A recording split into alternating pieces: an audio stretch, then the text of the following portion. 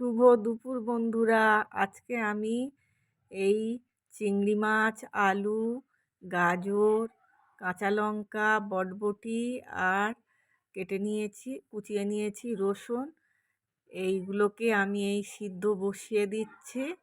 দিয়ে চলো আমাদের বাগানটায় ঘুরিয়ে আনি। তুলতে যাবো কারি পাতা। বর্ষার জল পেয়ে গাছগুলো কেমন সবুজ হয়ে গেছে বন্ধুরা, দেখো। আমি কারি পাতা তুলে নিয়ে যাচ্ছি। এই কারি পাতা দিয়েই করব আজকে কারি পাতার কেরামতি।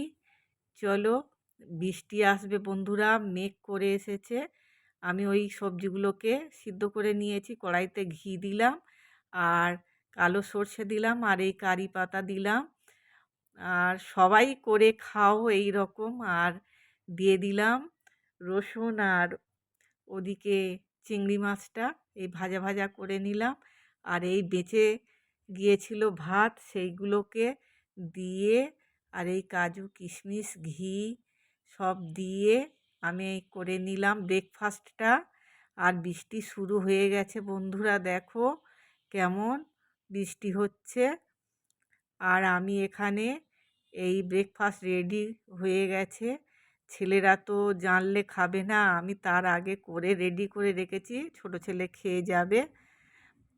আর এসেছে শাক নিয়ে এই দিদিভাই আসেন, মানে ওনার গ্রামের নিজের চাষের জিনিস নিয়ে আমি নিয়ে নিলাম কলা, কাঁঠালি কলা আর কলমি শাক।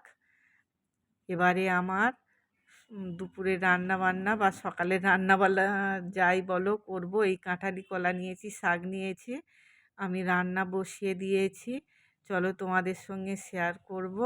এখানে রান্না হচ্ছে বন্ধুরা, তোমরা কে কী রান্না করলে আমাকে জানিও। আর আমি কি রান্না করছি তোমাদের সঙ্গে শেয়ার করে নিই। চলো, এখানে শাকটা বানাচ্ছি, কলমি শাকটা। মানে ছেলেরা তো খাবে না। আর গতকাল বৃহস্পতিবার ছিল, শুধু ভাজাভুজি খাওয়া হয়েছে, তাই জন্যে আজকে শাকটা আমি না ভেজে চচ্চড়ি করে নিলাম।